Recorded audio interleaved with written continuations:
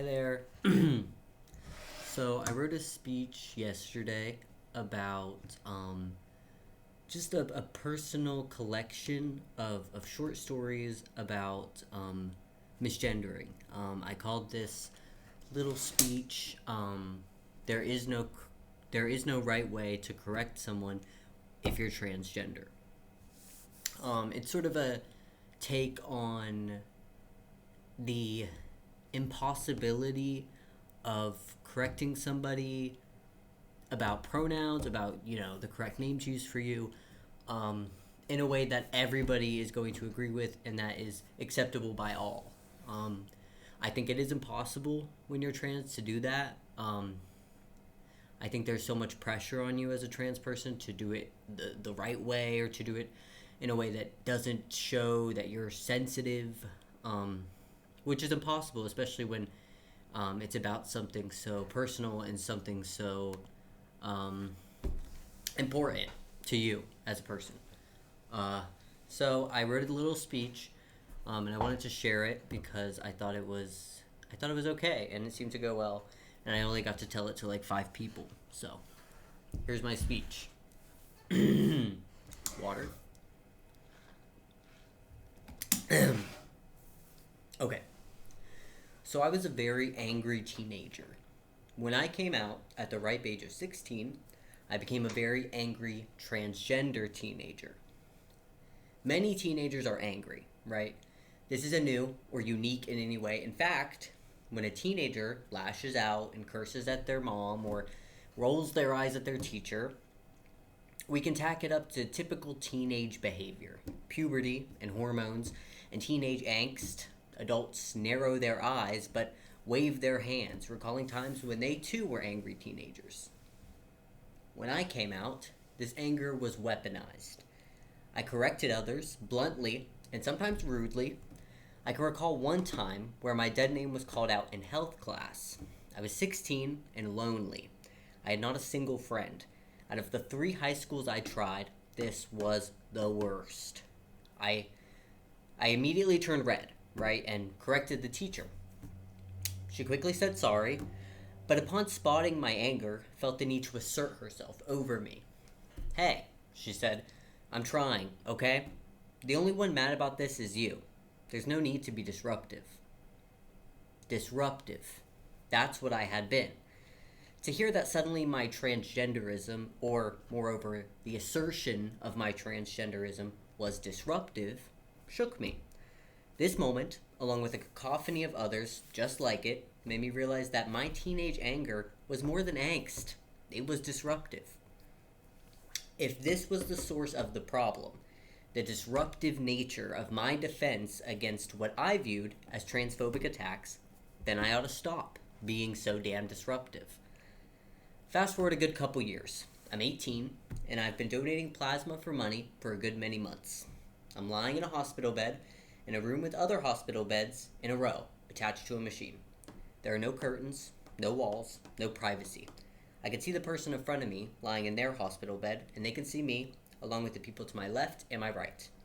I can hear the woman complain about the tightness of her cuff, and she can hear my machine beep and shriek as it separates the plasma from my red blood cells. Science lesson. This lack of privacy is important. Stickers are being printed with names on it in the middle of all these bodies littering the room, and one of them is mine. For the months prior to this day, my slip said Alexander, no problem. This is my legal name at the time, so, whatever. However, something happened. Some terrible mistake occurred, and I heard the unfamiliar phlebotomist woman yell out my dead name. When no one answered, she yelled it again, furrowed her brows in confusion, and walked around, saying the name over and over again, visibly annoyed. I was mortified, but careful, quiet. I knew what transgender teenager Alexander would have done, disrupted. However, I was 18, and I knew better. Instead of disrupting, or getting red in the face, or raising my hand in shame in front of all these people, I waited. I acted like I had never heard that name before, giving her no hint at all that it was me. Eventually, a worker, who was more familiar with me, shuffled up to the woman and quietly whispered to her, I assumed she corrected her and pointed her in my direction because the woman clasped her lips shut and walked over to me, sticker in hand. She was still annoyed, flustered, and after some time, she uttered quietly, "Didn't you hear me call for you? Why didn't you say anything?"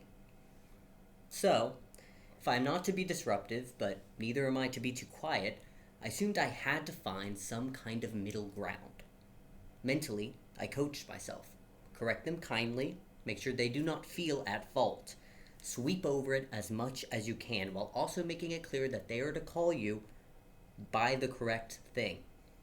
This, I was sure, was the secret way to correct someone as a transgender. After all those years of disrupting and not disrupting, I had finally found it.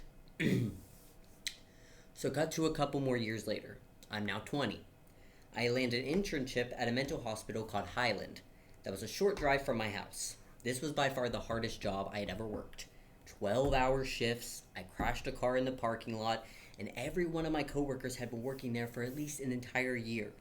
I was never fully integrated into this workplace, and I think it's because it became clear very quickly that I was queer. The only other man who worked at Highland was huge, so standing next to him, I was a completely different species. Although I had been on hormones for years and had even gotten top surgery at this point, they sniffed me out on my very first day. The lady that I was shadowing was much older than me and had been working at Highland for many years in many different phases of the hospital. It was because of her notoriety that I knew I needed to get her on my side to get anywhere in that workplace. I realized very quickly that she was misgendering me, referring to me in conversation with she/her pronouns. This wasn't just confusing to me. The people around us were similarly confused as to who she was talking about.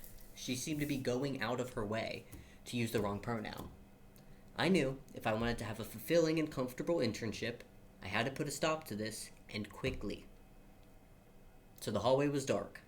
We were walking together, heading for the dining room, where the residents spent most of their time.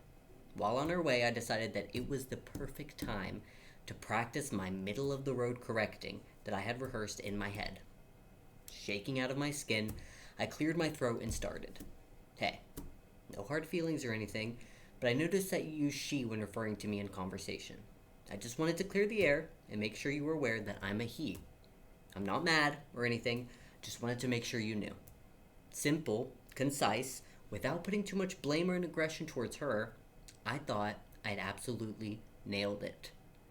She seemed to chuckle, a quiet laugh under her breath, like she was surprised that I had the nerve to say such a thing. And we continued the rest of the walk in complete and painful silence. My skin felt itchy, and my chest ached. There had never been a longer hallway in the world. I was sure of it. This interaction was a small one. What happened an hour afterwards was much more significant. Another coworker came up to me at the table I'd been sitting at and started up a quick and quiet conversation. "I can't believe you said that to her," she remarked in a loud whisper. I was confused, my brows raising. "Said what to who?" I asked. She waved her hands in the air, looking away from me. I told her that you weren't one of them." She trailed off, as if she'd forgotten the correct word. "Transgender," I wanted to correct her. I wanted to disrupt her and scream in her face. I never said that I wasn't transgender. Never once did I say that. But instead, I pressed my mouth shut and nodded, suddenly feeling very pale. "Yeah, not sure where she got that from," I said, eyes nervously moving from her to the wall behind her head. She giggled, as if our conversation was the funniest one she'd had that entire day. I told her, "You know why? Because I can always tell." I said, "Come on, it's in the way he walks. And look, you have an Adam's apple." I was suddenly stiff and embarrassed, the looks that my coworkers had been giving me that entire day suddenly making sense. I had been being monitored, watched for signs that I may be one of them. I felt like some animal at the zoo, gawked at through bars and whispered out of earshot. To this day, I imagine how differently she would have reacted if I told her she had gotten it wrong. Miss I Can Always Tell had failed in her mission. She had missed one, let him slip right under her radar. I imagine the look on her face when I told her I was exactly the thing she feared I was, a secretly transgender. Moreover, I wonder what my angry teenage self would have done. The rabid animal that was once lashed out at these whispers and stares was now a docile creature, silent and careful, blending into the rest of the world around him. Perhaps I had lost my bright, beautiful colors. Perhaps I had simply started hiding them, just out of their line of sight. This situation sat with me for a very long time. I had so wrongfully assumed I had cracked the code and crafted the perfect formula in correcting misinformed people about my transgenderism. However, the more I thought about all these instances, the more I realized there would never ever be the perfect way to correct someone. Not as I was, not as a transgender. Now, as I sit here, at age 22, I can safely say I have concluded my search of the right way to correct someone. This isn't because I've given up. I'm just as transgender as I was in health class at 16. But because I have come to understand that this burden of correction shouldn't always fall on my shoulders. Sometimes I correct gently. Sometimes I say nothing at all. And yes, sometimes I let myself get angry. Someone else's incorrectness doesn't warrant my grace, and not every mistake requires my absolute forgiveness. To be transgender is not to perform the perfect version of who others assume I should be. Being transgender will never ever be palatable. It is about surviving, yes, but more specifically, it is about living as exactly the person I am. To live is to sometimes be disruptive, sometimes be silent, and sometimes be unapologetically transgender.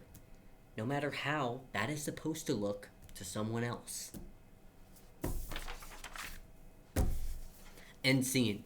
Thank you so much if you watched that whole thing. I appreciate it. I had a good time writing it, and I think people need to hear stories like that. So, thank you.